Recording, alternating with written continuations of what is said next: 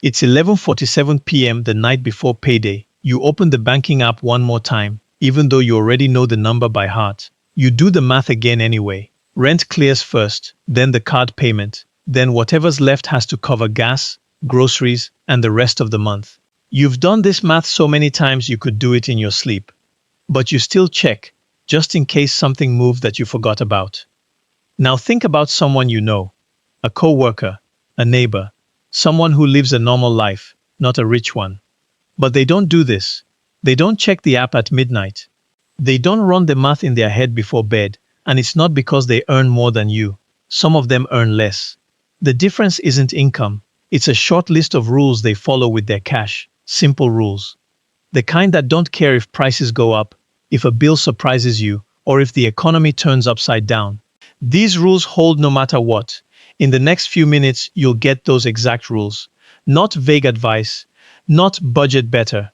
The real list, in order, the way people who never check their balance at midnight actually use it. And I'll show you what changes the day you start running your money this way. Not next year, not eventually. The day you switch. Because once you follow these rules, you stop doing math in your head at 11:47 p.m. You already know the answer. Section 1. About 60% of people live paycheck to paycheck. Not just people with low income. People at every level. Around 40% of people who earn over $100,000 a year say they live this way too. So it is not just about how much you make. It is about how your money is set up. Now compare that to what safety actually looks like. Most financial experts say you need 3 to 6 months of expenses saved as a buffer. That is the amount that lets you lose a job, cover a big car repair, or handle a medical bill without panic. It is not a luxury number. It is the baseline. Here is the gap. Most people have days of safety, not months. Many have less than $500 put aside for an emergency. The recommended buffer is 3 to 6 months of expenses. The average person is nowhere close to that line. This is not a small shortfall. It is not a little behind. It is the difference between a plan that can survive a bad month and one that can't. 6 in 10 people are running their lives with almost no room for anything to go wrong. One repair, one late paycheck, one surprise bill, and the whole system breaks. That gap between what people have and what safety requires is not about income. It is about rules. And that is where this changes. Section 2. Let's look at one household. Call them a normal family. 2 incomes. 1 house. Nothing fancy.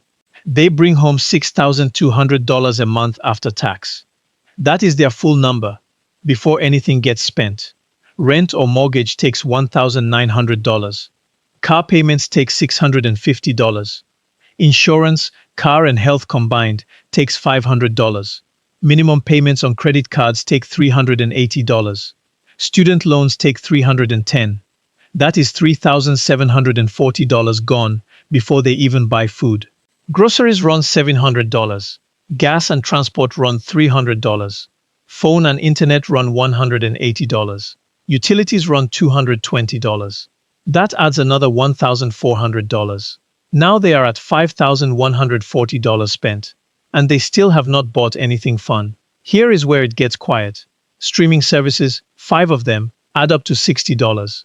A gym membership nobody uses much adds $45. Small app subscriptions, the kind you forget you're paying for, add another $35. Takeout, a few times a week, adds $280. None of these feel big on their own. Together, they are $420 a month. Add it all up. $5,140 plus $420 equals $5,560.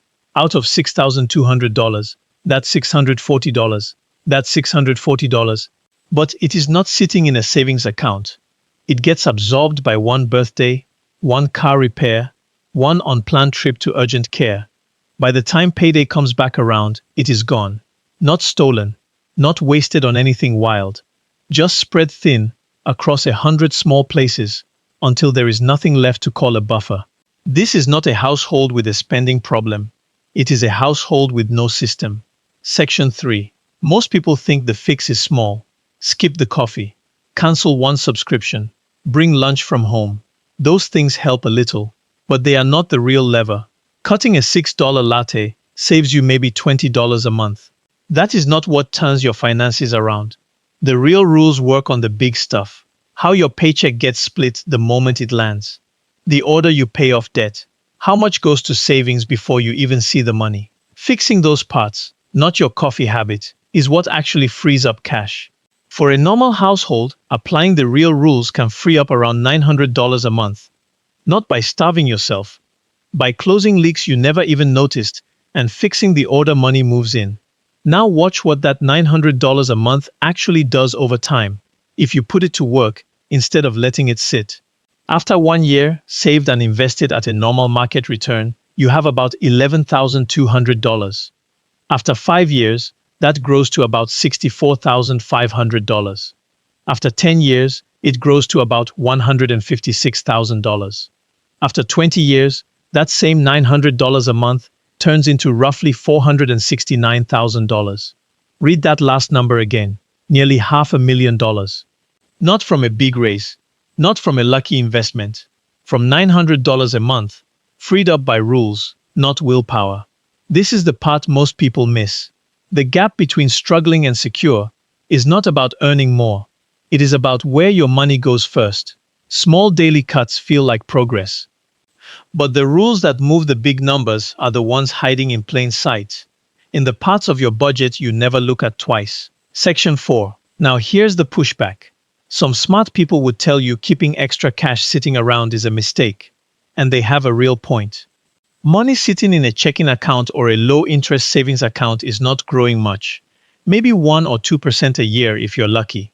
The stock market, over long stretches of time, has averaged closer to 8 to 10% a year. That gap has a name. It's called cash drag. Every dollar you keep parked instead of invested is a dollar that misses out on that growth. Here's what that looks like in real numbers. Say you keep $20,000 in cash instead of investing it. If the market returns 10% that year and your cash earns 2%, you just gave up $1,600 in growth. Not because you lost money, because you missed out on what that money could have earned somewhere else. Do that every year for a decade, and the gap gets huge. Research on this shows the difference between fully invested money and idle cash can add up to tens of thousands of dollars over just 10 years. So, the argument goes like this. Why would you keep 6 months of expenses sitting in a boring savings account, earning almost nothing, when that same money could be growing in the market instead? To a lot of investors, holding a big cash buffer feels like leaving money on the table. And based on the math alone, they are not wrong. It's a fair argument. It's backed by real numbers. And it's exactly why the next part matters so much. Section 5. Here's the problem with that argument. It only works if your paycheck never stops. Think about what it actually assumes. It assumes your job stays safe. It assumes no surprise medical bill. It assumes your car never breaks down at the worst time. It assumes life goes exactly the way you planned it. But life doesn't work that way. Not for most people. So say you did it. You put every extra dollar into the market instead of keeping cash on hand. Then you lose your job, or the market drops at the same time something breaks. Now you need money fast. But your money isn't sitting in a bank account anymore. It's tied up in stocks. To get cash, you have to sell. And here's the part that wrecks the whole plan. You often have to sell at the worst possible time. Markets tend to drop right when the economy gets shaky, which is usually the same moment people lose jobs or face surprise costs. So you end up selling low, locking in a loss, right when you can least afford it. If selling isn't an option, people reach for credit cards instead. Now you're not just missing out on growth. You're paying 20% interest or more on debt just to survive the month. That $1,600 you were trying to save by staying invested turns into thousands lost to interest and panic selling. This is the blind spot in the pure math argument. It looks great on paper, where income never breaks and markets never dip. But real life is not a spreadsheet. The moment things go wrong, cash isn't a missed opportunity. It's the only thing standing between you and debt. Section 6. There's something the money math misses completely. Having cash on hand doesn't just protect your bank account. It protects your body and your relationships too. Studies on financial stress show it acts just like other kinds of stress on your body. It raises cortisol. the hormone your body releases when it feels under threat. High cortisol over long periods is linked to worse sleep, a weaker immune system, and higher blood pressure. Your body cannot always tell the difference between a bear chasing you and a bill you can't pay. It reacts the same way. Research also shows people with even a small emergency fund report far lower financial stress than people with none, even when their income is the same. That's the part that matters. It's not the size of your income that predicts how stressed you feel. It's whether you have a buffer. Sleep takes a direct hit too. When your mind is running numbers at midnight, wondering if the rent check will bounce, your brain does not shut off easily. Poor sleep then makes everything else worse. Bad decisions, short temper, less patience with people you love. And speaking of the people you love, money is one of the top reasons couples fight. Constant financial pressure wears down patience and trust, even in strong relationships. A cash buffer does not just sit there doing nothing. It removes a source of tension that shows up at the dinner table, in the bedroom, in every short, snappy conversation caused by worry. This is the payoff that never shows up in a spreadsheet. A buffer does not just grow your money. It protects your sleep, your health, and the people around you. Section 7. So how do you build this buffer fast, without white-knuckling it every month? Here are 3 moves that speed it up. First, set up an automatic sweep. The moment your paycheck lands, a fixed amount, say 10%, moves straight into a separate savings account before you can touch it. You never see it, so you never miss it. Someone earning $60,000 a year, doing this alone, builds a full $6,000 buffer in about a year, without changing a single spending habit. Second, move your buffer into a high-yield savings account instead of a regular one.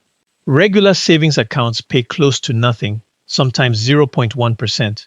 High-yield accounts, the kind many online banks offer, can pay 10 to 40 times more.